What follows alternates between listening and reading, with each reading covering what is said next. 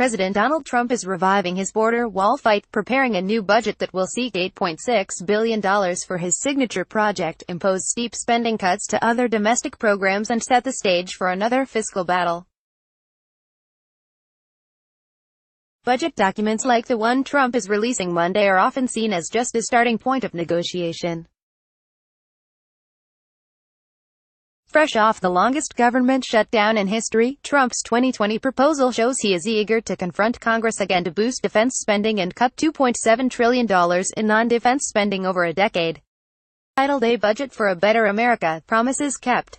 Taxpayers First. Trump's proposal embodies fiscal responsibility, said Russ Vought, the acting director of the Office of Management and Budget. Vought said the administration has prioritized reining in reckless Washington spending and shows we can return to fiscal sanity. Two administration officials confirmed that the border wall request was part of Trump's spending blueprint for the 2020 budget year, which begins October 1. It would pay for hundreds of miles of new barriers along the border.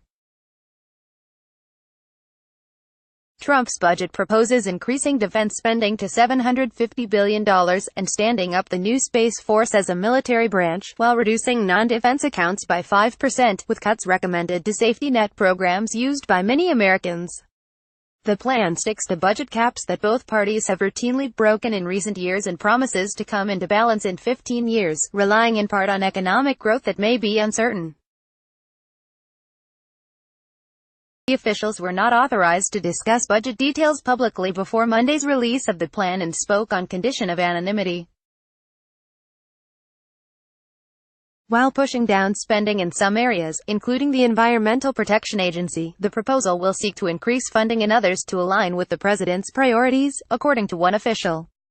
The administration will invest more than $80 billion for veterans services, a nearly 10% increase from current levels, including significant investments in rehabilitation, employment assistance and suicide prevention. Will also increase resources to fight the opioid epidemic with money for prevention, treatment, research and recovery, the administration said. And it seeks to shift some federal student loan costs to colleges and universities. By adhering to strict budget caps, Trump is signaling a fight ahead.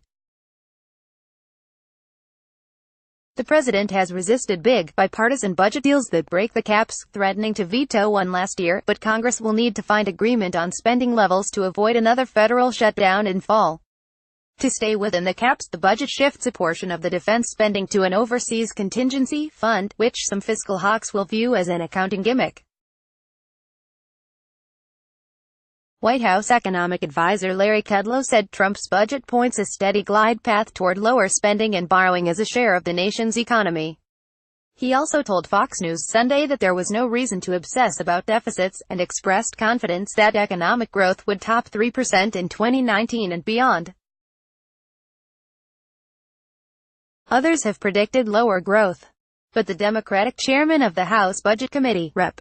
John Yarmuth of Kentucky, called the proposed cuts to essential services dangerous. He said Trump added nearly $2 trillion to deficits with the GOP's tax cuts for the wealthy and large corporations, and now it appears his budget asks the American people to pay the price. The border wall, though, remains a signature issue for the president and is poised to stay at the forefront of his agenda, even though Congress has resisted giving him more money for it. Leading Democrats immediately rejected the proposal. Congress refused to fund his wall and he was forced to admit defeat and reopen the government. The same thing will repeat itself if he tries this again, said House Speaker Nancy Pelosi, D. Califf, and Senate Democratic leader Chuck Schumer of New York. They said the money would be better spent on rebuilding America. In seeking $8.6 billion for more than 300 miles of new border wall, the budget request would more than double the $8.1 billion already potentially available to the president for the wall after he declared a national emergency at the border last month in order to circumvent Congress, although there is no guarantee he'll be able to use that money if he faces a legal challenge, as is expected. The standoff over the wall led to a 35-day partial government shutdown, the longest in U.S. history. Along with border wall money, the proposed budget will also increase funding to increase the manpower of immigration and customs enforcement officers and Customs and Border Patrol at a time when many Democrats are calling for cuts, or even the elimination, of those areas. The budget also proposes policy changes to end sanctuary cities, the administration said. The budget would arrive as the Senate readies to vote this week to terminate Trump's national emergency declaration. The Democratic-led House already did so, and a handful of Republican senators, uneasy over what they see as an overreach of executive power, are expected to join Senate Democrats in following suit. Congress appears to have enough votes to reject Trump's declaration, but not enough to overturn a veto.